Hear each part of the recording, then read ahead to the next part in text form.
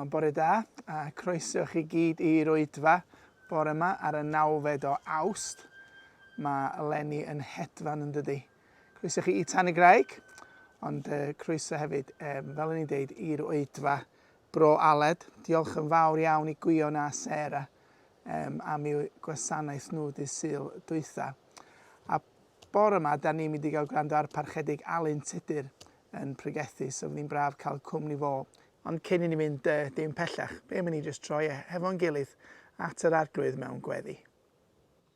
O dad, da ni jyst yn diolch i ti am y bore newydd yma. Da ni'n diolch i ti unwaith eto am y cyfle da ni'n gael o cael clywed dy air di yn cael ei rhannu hefo ni.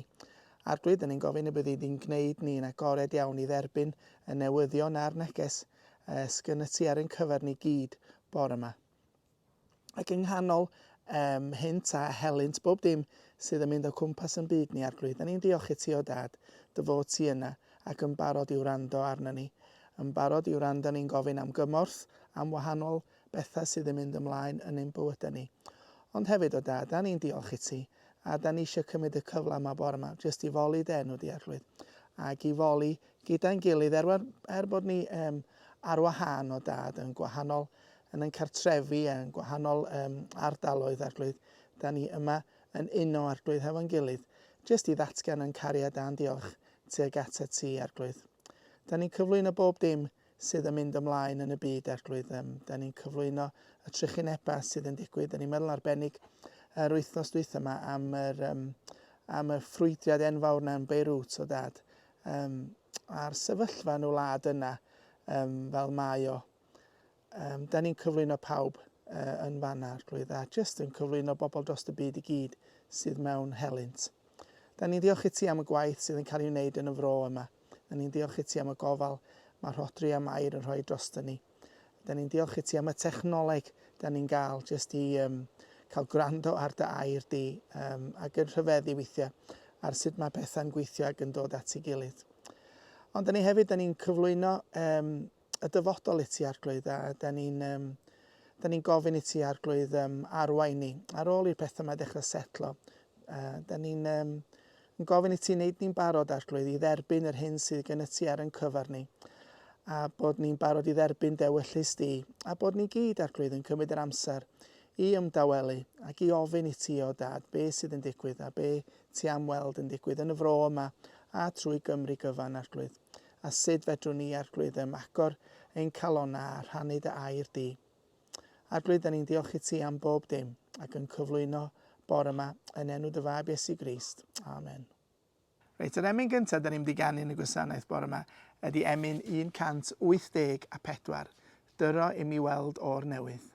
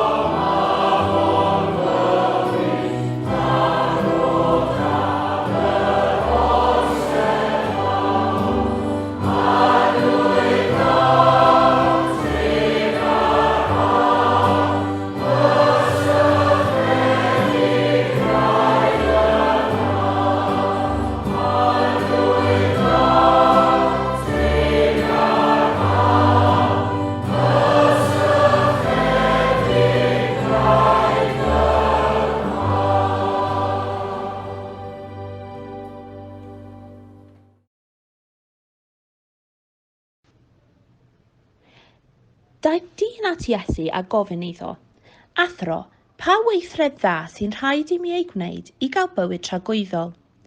Pam wyt ti'n gofyn cwestiynau i mi am beth sy'n dda, atebodd Iesu? Does dim ond un sy'n dda, a Duw ydw hwnnw. Os wyt ti eisiau mynd i'r bywyd i fyddhau i'r gorchmynion, pa rai meddai? Atebodd Iesu, peidio llofruddio, peidio godenebu, peidio dwyn, peidio roi tystiolaeth ffals, gofyn am dy dad a dy fam, a caru dy gymydog fel rwy ti'n dy garu dy hun. Dwi wedi cadw rheolau yma i gyd, medda'r dyn ifanc, ond mae rhywbeth ar goll. Atebodd Iesu, os wyt ti wir am gyrraedd y nod, dos a gwertha dy eiddo i gyd, a rho'r arian i bobl tlawd. Wedyn cei drysor yn y nefoedd, yna tyrd, dilyn fi. Pan glywodd y dyn ifanc hyn, cerddodd i ffwrdd yn siomedig am ei fod yn ddyn cyfoethog iawn. Dyma Iesu'n dweud wrth ei ddisgyblion, credwch i fi, mae'n anodd i rhywun cyfoethog adael i'r un nefol dernasu ar ei fywyd. Gadewch i mi ddweud eto, mae'n haws i gamel wthio drwy graig nodwyd nag i bobl cyfoethog adael i Duw deyrnasu yn eu bywydau.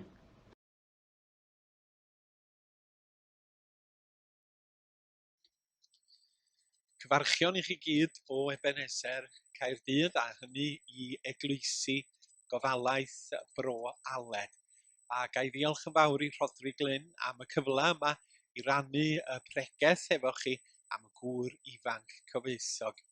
Nes i draddodi hon fel rhan o gyfres gwasanaethau Ebeneser Caerdydd a hynny y mis Gorffennaf. A dwi'n gweddio bydd hi'n gyfrwng bendith i chitha hefyd wrth i chi addoli a myfyrio ar air Duw, ac ystyried beth sydd gan Duw i ddweud wrtha chi drwy'r rhan hwn o'r ysgrythur. O bendith a llwyddiant i chi fel eglwysi yn ystod cyfnod heriol hwn, ac hefyd da ni'n gweddio bendith i Rhodri a'r teulu a'r tîm arwain yn eich eglwysi chi wrth fyw bywyd fel pobl Iesu Grist a rhannu y newyddion da.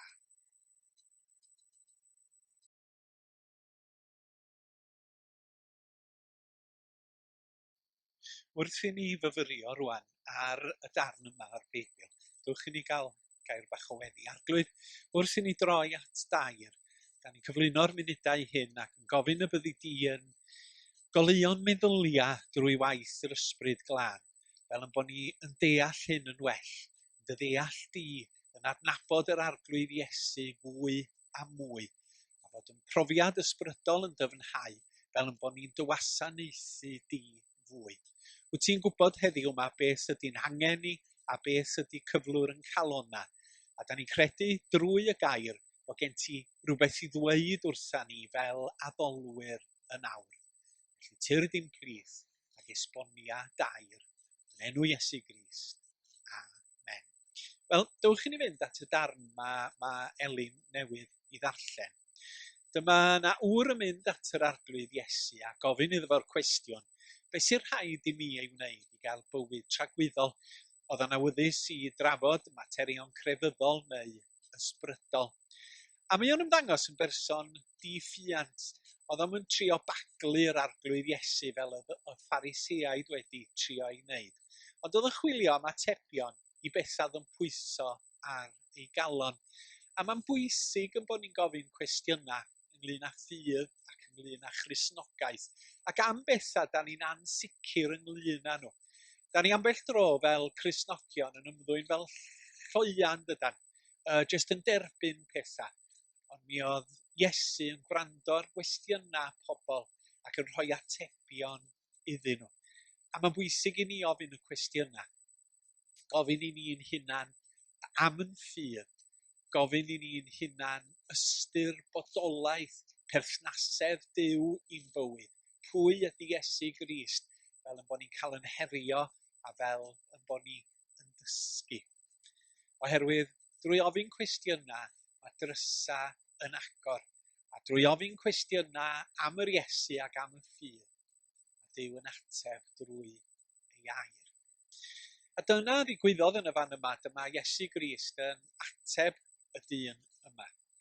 A dwi'n dweud, wel, wyt ti'n gwybod beth ydy gorchmynion Duw?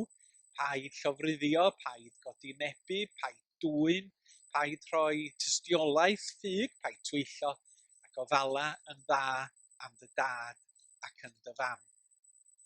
A sylwch mae'r dyn yn ateb, wel, dwi wedi cadw at rhain i gyd ers pan o'n i'n ifanc iawn, a mae yna gymal tlws yn dilyn nesaf.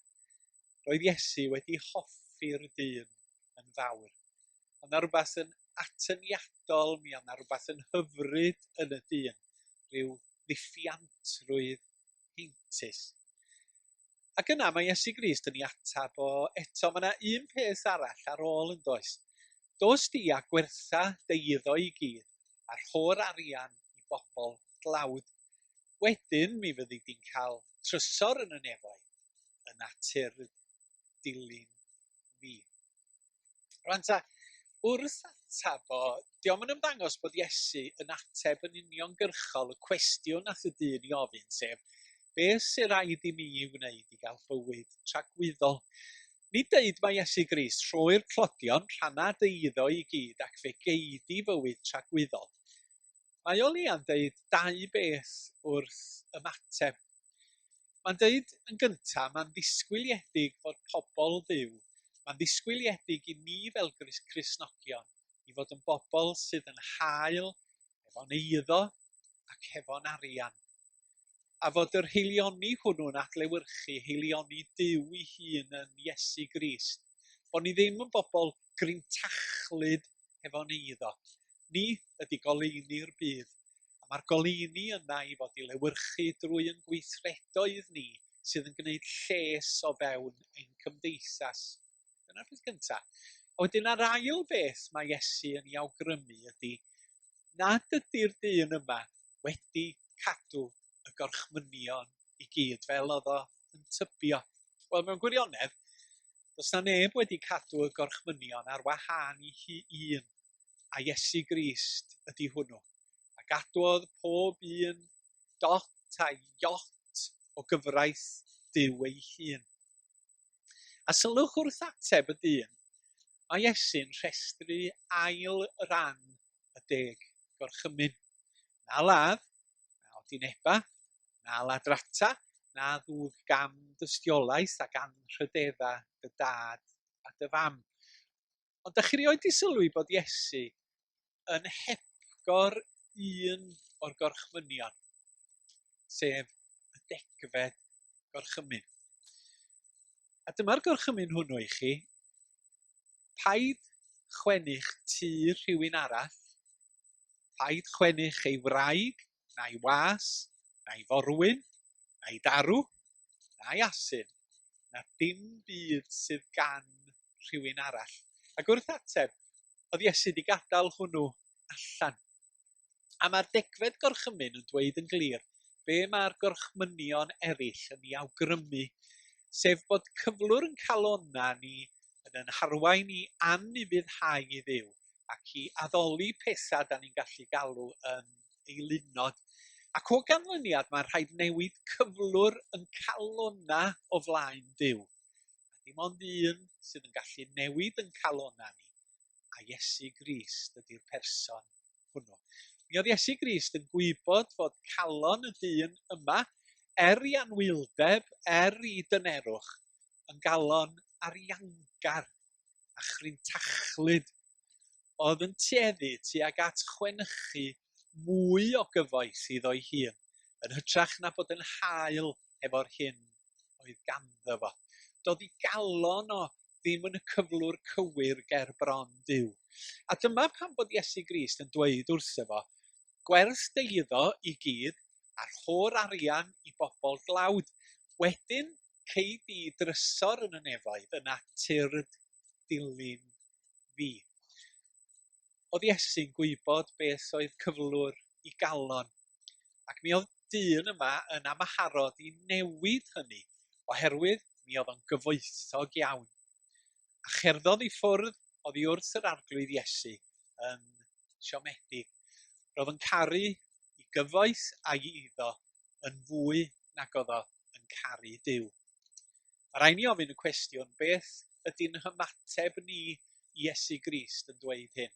Mae gen ti gyfoes, rhanna fo efo'r clodion sydd yn y byd ac o dy gwmpas di, ac yna canlyn fi.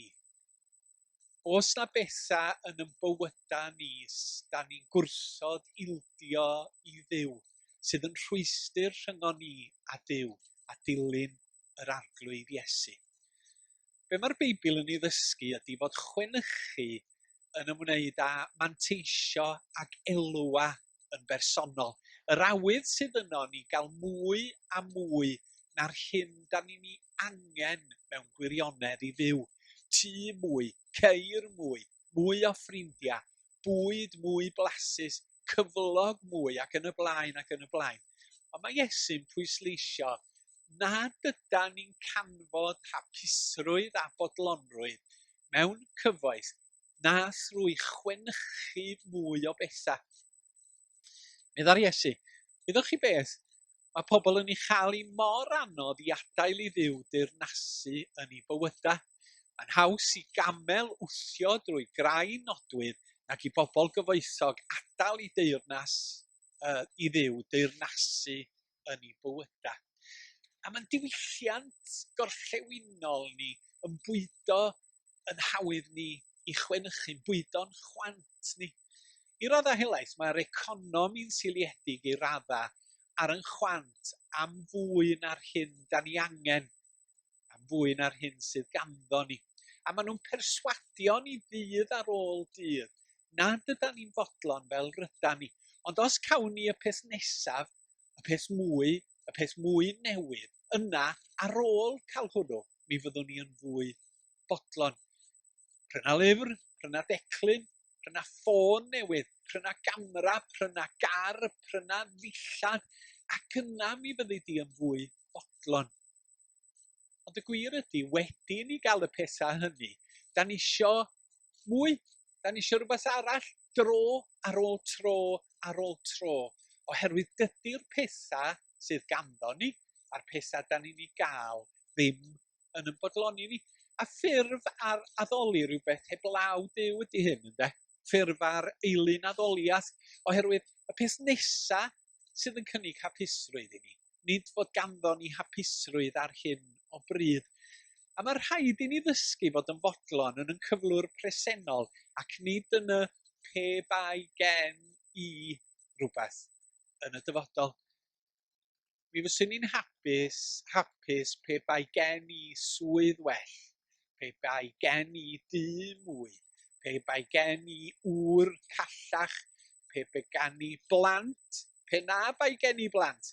Hynny yw, da ni'n gosod yn llawenydd a'n dedwyddwch yn y pethau da ni'n ei chwynhchu ac yn gobeithio cawn ni, ac nid yn yr hyn sydd ganddo ni ar hyn o bryd.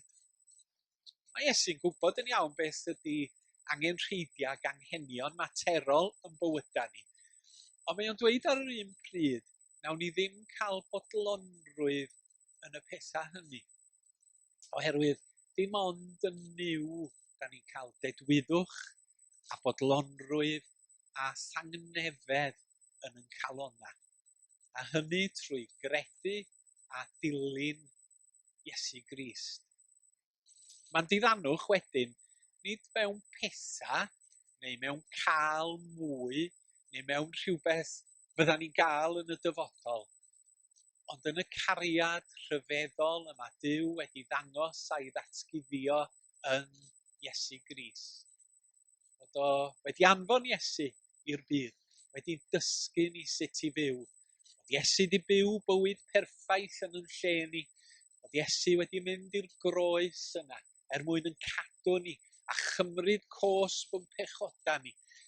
Ac yn Iesu Grist, drwy ffydd ynddo fo, da ni saff, da ni ddiogel. Rwan, y funud yma, yn ystod yr eiliadau hyn, yn ogystal ac am byth bysoedd hyd dragwyddoldeb.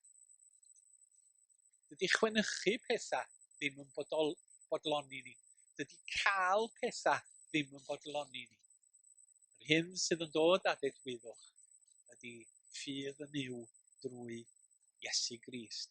A mae yna bethau yn bywydau ni sy'n eilunod sy'n rheoli yn hymddygiad a'n blaenoriaethau. Ac mae Iesu'n gofyn i ni roi heibio'r pethau hynny mwyn ei ddilyn. Ac yna fe gawn fodlonrwydd mawr yn ein perthynas gyda Duw, yn y maddeuant drwy Iesu, ac yn sicrwydd ffydd drwy waith yr Ysbryd Glân. Mae geiriau olaf Iesu yn yr hanes hwn yn drawiadol iawn. Dyma mi o'n ddweud, roedd y disgyblion yn rhyfeddu fwy fyth ac yn gofyn i'w gilydd, oes gobaith i unrhyw un gael ei achub felly? Dyma'r Iesu yn edrych arnyn nhw a dweud, mae'r peth yn amhosibl i bobl ei wneud, ond mae Duw yn gallu. Mae Duw'n gallu gwneud popeth. Dyma mae wedi ei wneud ac yn ei wneud i ni yn yr arglwydd Iesu. Allwn ni ddim achub yn hunan, allwn ni ddim dwy'n bodlonrwydd i ni yn hunan. Mae Duw wedi trefnu ffordd hyfryd yn Iesu Grist. Ar ei ben y bôr goron. Amen. Wel, diolch i chi pawb sydd wedi bod yn gwrando ar yr wythfa bore yma, a diolch yn arbennig i'r parchedig Alun Tudur am rannu hefo ni. Da ni'n mynd i orffan wrth ganu un o'r caneuon mwyaf modern, os liciwch chi, un o'n ffefrynnau mawr fi, sef Popeth Gwerthfawr. A fel o'n i'n deud, diolch i chi am wrando.